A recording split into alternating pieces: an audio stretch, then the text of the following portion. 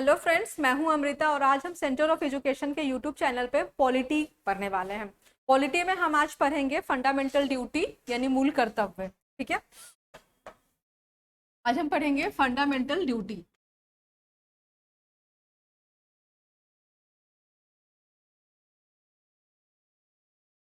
Fundamental duties ये मूल कर्तव्य।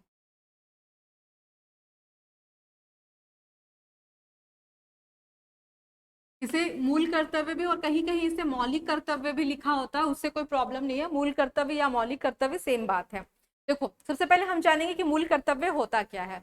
तो ये हमारा भारतवासी होने के हम चूंकि भारतवासी हैं, इसलिए हमारा अपने भारत के प्रति कुछ जिम्मेदारियां हैं, कुछ कर्तव्य हैं। ठीक है, जिस तरह से एक बच्चे का अपने माँ बाप के प्रति कर्तव्य होता है कि उनके बुढ़ापे में उनकी सेवा करें, उसी तरह से हमारा कर्तव्य है भारतवासी होने के नाते कि हम अपने राष्ट्र की सेवा करें।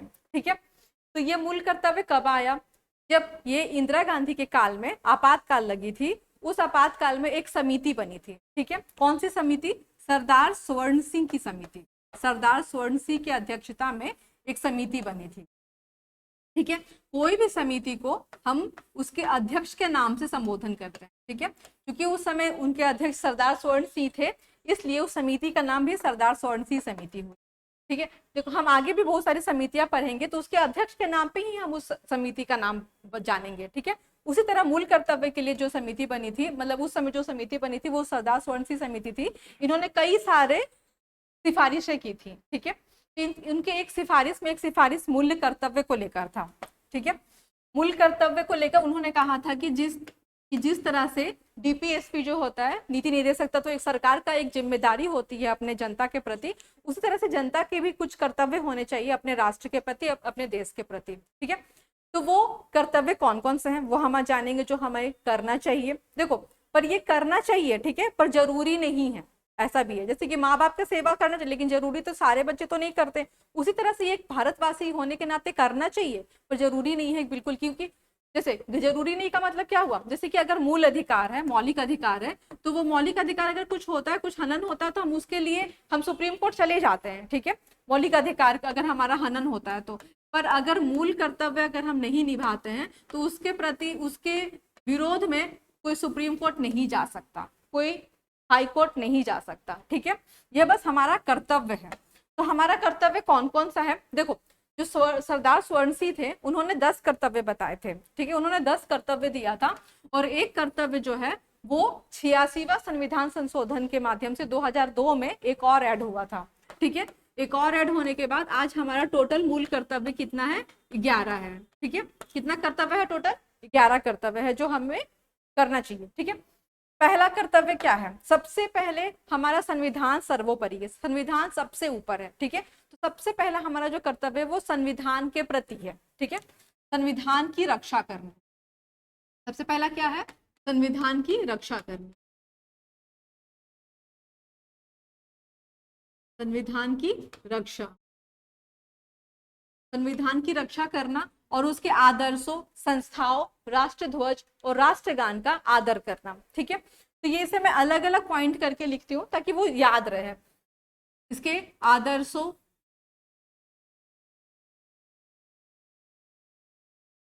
आदर्शों, संस्थाओं,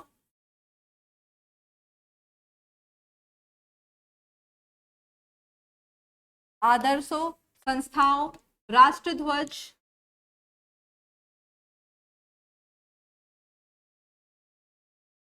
राष्ट्रीय ध्वज और राष्ट्रगान।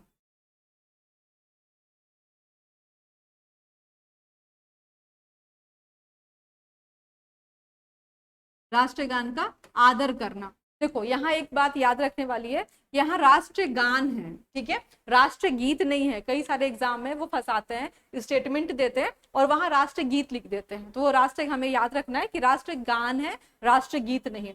अब हम इसका मतलब समझेंगे। आदर्श का मतलब क्या हुआ? उस समय जब हमारा देश आजाद हो रहा था, जब हम आजाद हो तो कई सारे हमारे स्वतंत्रता सेनानी ने कई सारे आदर्श दिए, ठीक है, उन्होंने उनके कई सारे आदर्श है, जैसे गांधी जी का आदर्श है, उसी तरह कई सारे लोगों का आदर्श है। तो उस आदर्श का आदर करना है हमें, ठीक है। जो संस्थाएं हैं, संस्थाएं का मतलब आज जितने स्मारक हैं, संस्था है, उन सब का आदर करना है। राष्ट्र ध्वज और राष्ट्रगान का आदर करना चाहिए, ठीक है।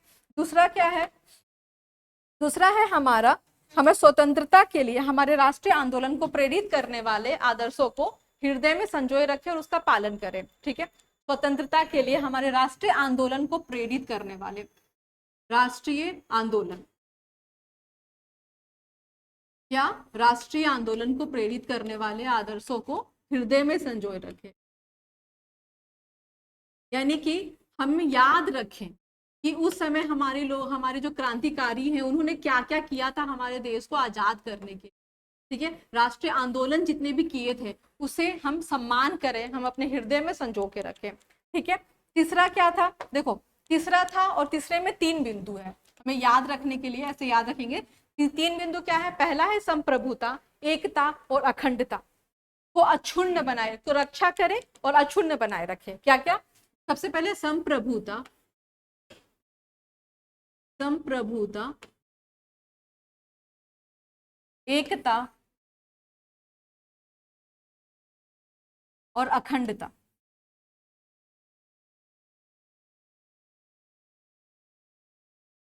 की रक्षा करें और इसे अक्षुण्ण बनाए रखें। इसका मतलब क्या हुआ, संप्रभुता, यानी संप्रभु का मतलब क्या होता है, स्वयं की प्रभु, यानी कि हमारे भारत राज्य के अंदर या बाहर कोई भी डिसीजन लेना हो, ठीक है, भारत देश के अंदर या बाहर कोई भी डिसीजन लेना हो वो हमारे देश का हो, ठीक है। तो इसका और एकता हो, एकता का मतलब यूनिटी हो, हमारे देशवासी के प्रति यूनिटी हो, इमोशनल कनेक्शन हो, ठीक है। और अखंडता, यानी अखंडता का मतलब हमने देश को तोड़े ना, ठीक है, हमेशा कभी भी तोड़ने वाली बात ना करें, हमेशा बात करें कि हम एक हैं, एकजुटता रहे, ठीक है। इन सब की रक्षा करना और अक्षुण्ण बनाए रखना है। अक्षुण्ण बनाए का मतलब इसे संजो के रखना है, ठीक है, अक्षुण्ण बनाए रखे यानी बचा के रखे, ठीक है। ये हमारा तीसरा हो गया। चौथा क्या है, चौथा है हमारा, चौथा, पहला हो गया हमारा क्या क्या, पहला हो गया हमारा संविधान का पालन करना है, ठीक है। दूसरा हमारा क्या क्या हो गया, दूसरा हो गया कि हमारे स्वतंत्र आंदोलन को प्रेरित करने वाले, ठीक है। तीसरा क्या हो गया हमारा, संप्रभुता, एकता, अखंडता को अक्षुण्ण रखना है। चौथा हो गया हमारा कि चौथा हमारा हो गया देश की रक्षा करना है और उसके, देश की रक्षा करना है, देश की रक्षा करना है, देश की रक्षा करना है और आह्वान किए जाने पर राष्ट्र की सेवा करना है। आह्वान के मतलब बुलाने पर, ना कि अपने मन से चले जाना। अगर हमारे देश का किसी भी दूसरे देश के साथ अगर युद्ध चल रहा है तो ऐसा नहीं है कि हम अपने मन से चले जाएं, ठीक है। अगर हमें बुलाया जाए, ठीक है, तो हम जाएं और अपने देश को रक्षा करें, अपने राष्ट्र की सेवा करें, ठीक है। ये हमारा चौथा हो गया। पांचवा क्या हो गया हमारा, पांचवा में हमारे 3 तत्व, तीन भाग में मैं बताती हूँ। पांचवा, पहला क्या है, पांचवा कि समान भातृत्व की भावना हो, मतलब कि हमारे जितने भी भारतवासी हैं उन सब के बीच में एक भाई जैसा रिश्ता हो, ठीक है, समान भातृत्व की भावना हो, समान भातृत्व हो, समान भातृत्व की भावना हो, जो कि किससे, जो कि प्रदेश, प्रदेश, भाषा, भाषा, वर्ग, इन सब से ऊपर हो। मतलब कि ऐसा ना हो कि हम, चूंकि देखो अब अगर हम बिहारी हैं तो ऐसा ना हो कि वो बिहारी है तो उसके लिए हम भाई वाला रिश्ता रखेंगे, और वो अगर किसी और स्टेट का है, तमिलनाडु का, केरला का है, तो हम उसके साथ भाई का रिश्ता नहीं रखेंगे। ऐसा नहीं, ऐसा नहीं होना चाहिए, ये नहीं होना चाहिए। दूसरा, भाषा के आधार पे नहीं हो, ठीक है, ऐसा नहीं हो कि वो दूसरा भाषा बोल रहा था, हम उसके लिए भाई वाला भावना नहीं रखें, ऐसा नहीं, इन सब से ऊपर होना चाहिए, ठीक है। और एक और बात क्या होनी चाहिए कि इस वैसी प्रथा का त्याग करना चाहिए जो स्त्रियों के सम्मान के विरुद्ध हो, ठीक है। ऐसा कुछ नहीं करना चाहिए जो स्त्री के सम्मान का विरुद्ध नहीं होना चाहिए, ठीक है, ऐसा कुछ नहीं करना चाहिए। ये हो गया हमारा पांचवा, ठीक है। अब हम पढ़ेंगे छठा। छठा में क्या क्या है, छठा है हमारा, हमारी सांस्कृतिक संस्कृति की गौरवशाली परंपरा का, सांस्कृतिक संस्कृति की गौरवशाली परंपरा का आदर करना चाहिए। सांस्कृतिक संस्कृति मतलब जो देखो हमारा भारत क्या है, हमारा भारत एक एक विविधता में एकता है, ठीक है। मतलब कि देखो यहाँ पे कई सारे धर्म के लोग होते हैं, उन सब की अलग अलग संस्कृति होती है, उन सब के अलग अलग पर्व त्योहार रहन सहन सब अलग अलग होता है, लेकिन उसके बाद भी हम सब में एकता है, ठीक है। इसलिए हम लोग कहते हैं एक विविधता में एकता है। तो ये सामसिक का मतलब अगर हम ऐसे बात करें, इसका शाब्दिक अर्थ की बात करें तो इसका मतलब होता है कंपोजिट, ठीक है। क्या होता है? कंपोजिट होता है। तो सामसिक भावना और संस्कृति का विकास करें, ठीक है। ये हो गया हमारा छठा। सातवां हमारा क्या हो गया? पर्यावरण की रक्षा करें। सातवां क्या हो गया? पर्यावरण की रक्षा करें। इसके वन, झील, नदी, इन सब का बचा के रखें और प्राणी मात्र के प्रति दया भाव रखें। मतलब कि जो हमारे जानवर होते हैं, जो भी लोग, उन सब के साथ, उन सब के लिए दया रखें। ऐसा नहीं है कि वो जानवर है तो उनके मार दें या ऐसा कर दें, उनके प्रति दया का भाव रखें। देखो एक और बात, यहाँ जो पर्यावरण की रक्षा की बात अगर हो रही है तो ये जो है वो हमारा डीपीएसपी में यानी नीति निर्देशक तत्व के अनुच्छेद 48A, अनुच्छेद 48 के ए में भी है। यानी कि ये हमारा यहाँ जो भारतवासी, उनका कर्तव्य तो है ही कि पर्यावरण की रक्षा करें, साथ ही साथ सरकार का भी कर्तव्य है कि वो पर्यावरण की रक्षा करें, ठीक है। ये हमारा सातवां हो गया। आठवां हमारा हो जाता है कि हमारा वैज्ञानिक दृष्टिकोण, ठीक है। हमारा दृष्टिकोण कैसा हो? वैज्ञानिक हो। हमारा दृष्टिकोण ऐसा रूढ़िवादी सोच ना हो हमारा, हम जैसे बड़े बुजुर्ग का नहीं, ऐसे नहीं कर, हमेशा हमारा जो सोच हो वो वैज्ञानिक हो। कोई भी चीज अगर कोई भी बात कर रहे हैं उसके पीछे एक वैज्ञानिक दृष्टिकोण होना चाहिए हमारा। तो क्या हो? वैज्ञानिक दृष्टिकोण हो।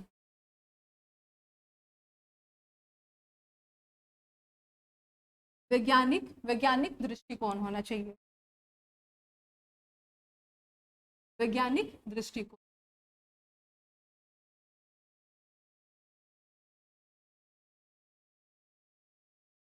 हमेशा हमारा जो सोच होना चाहिए वो वैज्ञानिक होना चाहिए, ठीक है। ये हमारा आठवां हो गया। नौवां हमारा क्या है? नौवां है हमारा, एक मिनट में पानी पी लूं।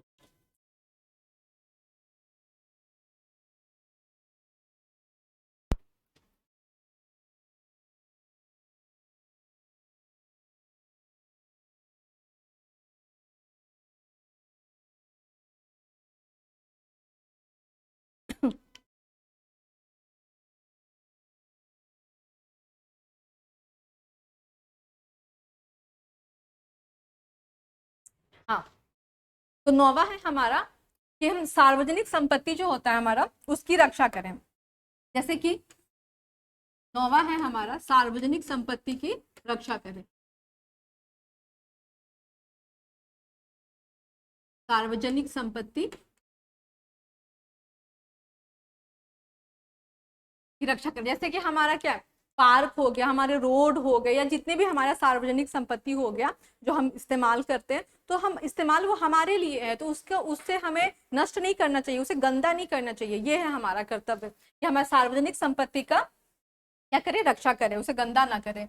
ये 9 हो गया। 10 क्या है? 10 है व्यक्तिगत और सामूहिक रूप से हम सतत प्रयास करें कि हम ऊंचाइयों की ओर बढ़ते रहें।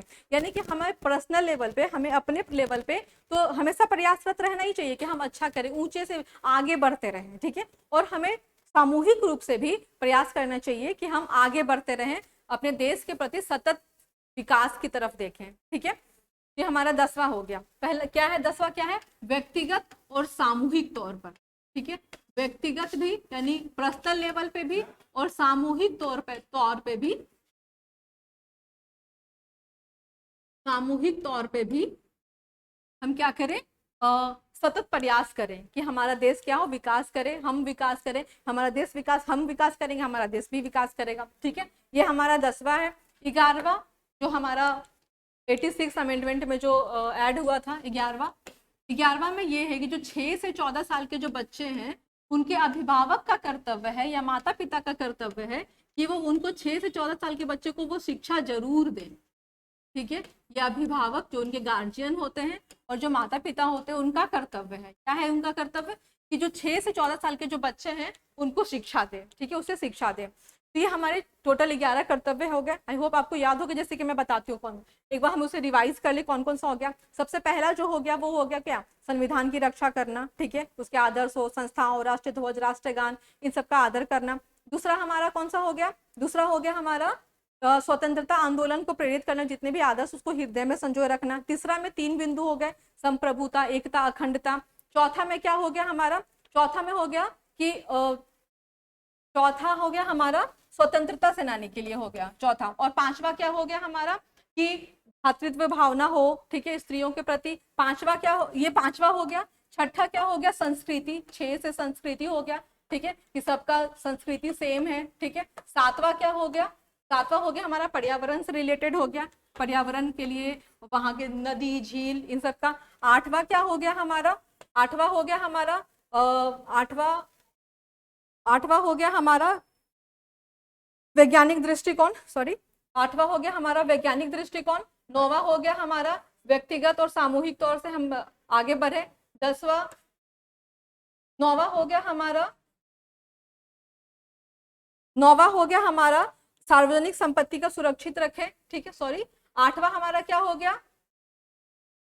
8वां हमारा हो गया वैज्ञानिक दृष्टिकोण और 9वां हो गया सार्वजनिक संपत्ति। 10वां हो गया हमारा व्यक्तिगत और सामूहिक और 11 हमारा शिक्षा से रिलेटेड हो गया, ठीक है। ये सारे 11 हो गया।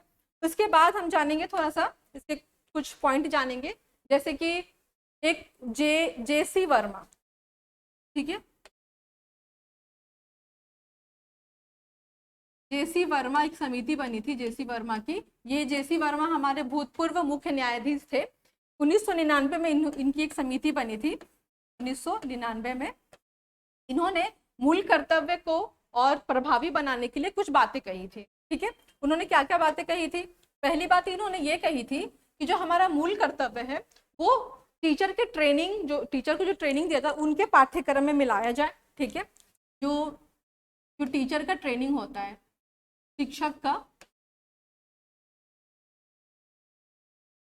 शिक्षक के पाठ्यक्रम में और साथ ही साथ बच्चों के पाठ्यक्रम इसको डाला जाए, ठीक है।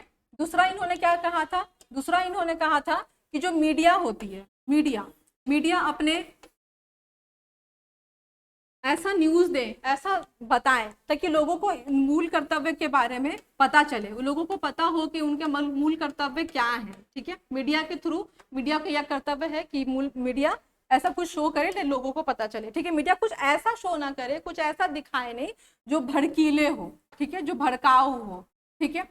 और क्या उन्होंने कहा था? और उन्होंने ये कहा था कि जितने भी सार्वजनिक जगह हैं, सार्वजनिक जगह जब पब्लिक हो गया, ये गवर्नमेंट हो गया, वैसे जगह पे इसको दिखाया जाए, बोर्ड पे लिख के, ऐसा लिख के चिपकाया जाता है कि लोगों को इसके प्रति जागरूकता हो, लोगों को पता चले कि उनके कर्तव्य क्या है, ठीक है। ये सारे कुछ कर्तव्य थे जो ये आए, ठीक है। तो उसके बाद हम जानेंगे कि ये जो हमारा मूल कर्तव्य है ये गैर न्यायोचित है। गैर न्यायोचित का मतलब होता है कि हम इसके विरोध में कोर्ट नहीं जा सकते। अगर कोई इंसान इसे नहीं कर रहा है, वो अपने कर्तव्य को नहीं पूरा कर रहा है, या जो हमारे 11 कर्तव्य हैं उसे अगर पूरा नहीं कर रहा है तो हम इसके विरोध में कोर्ट नहीं जा सकते। जैसे मूल अधिकार का क्या है? मूल अधिकार अगर हमारा नहीं होता, मूल अधिकार का अगर हमारा हनन होता है तो हम उसके प्रति चले जाते हैं, कोर्ट में चले जाते हैं, हमारा मूल अधिकार हनन हुआ है। पर अगर देशवासी मूल कर्तव्य नहीं निभा रहे तो ये हम उसके खिलाफ नहीं जा सकते हैं कोर्ट में, ठीक है। ये हमारे 11 मूल कर्तव्य था जो आप लोग को आई होप समझ में आया होगा, और आप इसे अपने दोस्तों के साथ शेयर करें और लाइक भी कर दें, सब्सक्राइब भी कर दें। Thank you.